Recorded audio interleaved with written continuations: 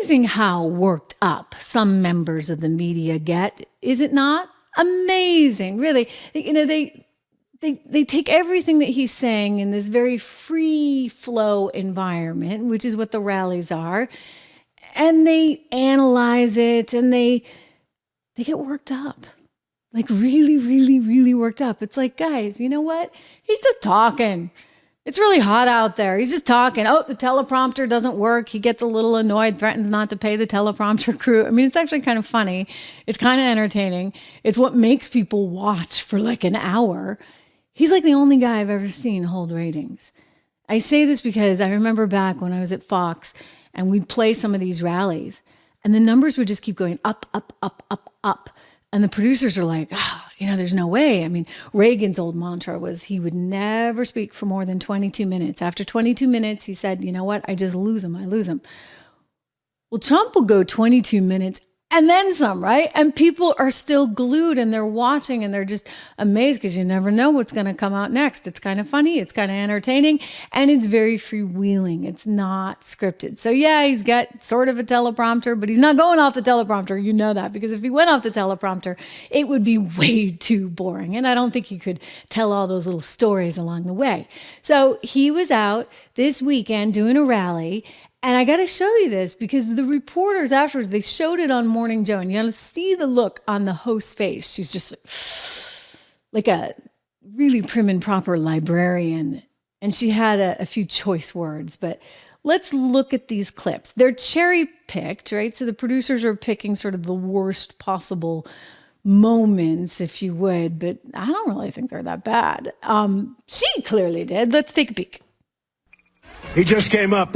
Are the teleprompters not working? So not even a little bit. Great job. And then I don't pay the company that does it, right? And then I end up with a story Trump doesn't pay. I don't pay contractors that do a job. And that's a job. That's a job. This is the worst border in the history of the world. There's never been. No third world country has a border like that. And no third, I'll tell you what, and I hope the military revolts at the voting booth. I went to a boat company in South Carolina. The boat, I said, how is it? He said, it's a problem, sir. They want us to make all electric boats. So I said, let me ask you a question. And he said, nobody ever asked this question.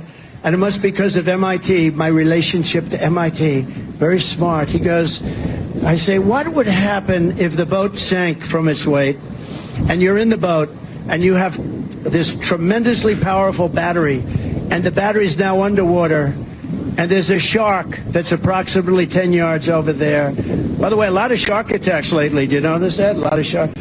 I watched some guys justifying it today. Well, they weren't really that angry. They bit off the young lady's leg because of the fact that they were not hungry, but they misunderstood who she was. These people are crazy. He said there's no problem with sharks. They just didn't really understand a young woman swimming now really got decimated and other people too. A lot of shark attacks. So I said, so there's a shark 10 yards away from the boat, 10 yards, or here. Do I get electrocuted? If the boat is sinking, water goes over the battery, the boat is sinking. Do I stay on top of the boat and get electrocuted? Or do I jump over by the shark and not get electrocuted? Because I will tell you, he didn't know the answer. He said, you know, nobody's ever asked me that question. I said, I think it's a good question. I think there's a lot of electric current coming through that water. But you know what I'd do if there was a shark or you get electrocuted? I'll take electrocution every single time. I'm not getting near the shark. So we're going to end that. We're going to end it for boats.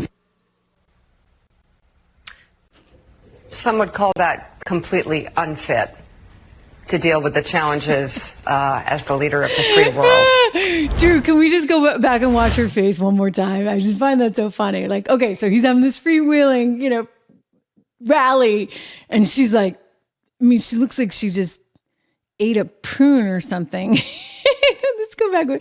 Just look at her face. Oh my goodness. It's like this uppity thing that I think just really ticks people off. He just came up. Are the teleprompters not working? So not even a little bit. Look at her. Great job. And then I don't pay the company that does it, right? And then Anyway, come on. Come on. You know that he was just having fun. You know that it was just, this is an example of mainstream media that takes itself way too seriously. Okay? Way too seriously.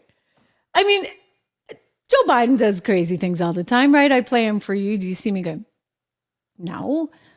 I usually just laugh at it.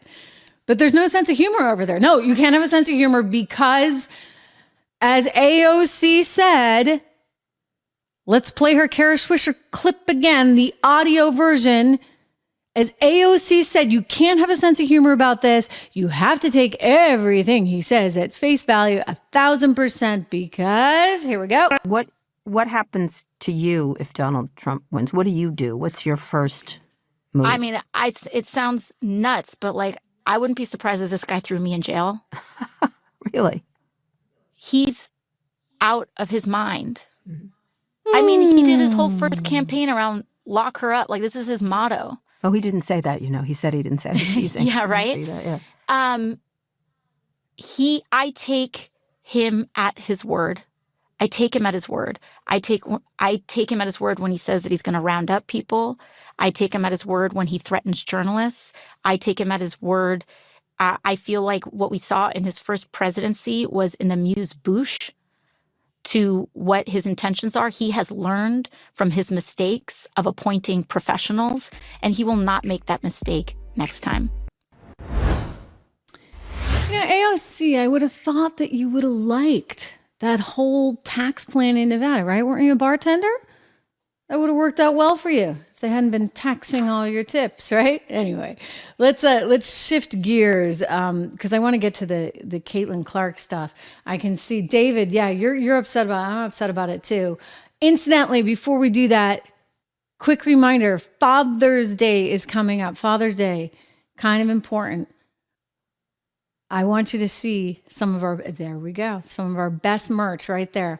All the Live Free or Die stuff. We have our Patriot hats, American flag hats. We've got the mugs signed by me. Great gifts, right? And you can help support the show in the process. Just go to Trish Regan, REGAN.shop online. Again, it's trishregan.shop. Show your dad how much you care. Live free or die, baby. That is the slogan of where I grew up in the great state of New Hampshire.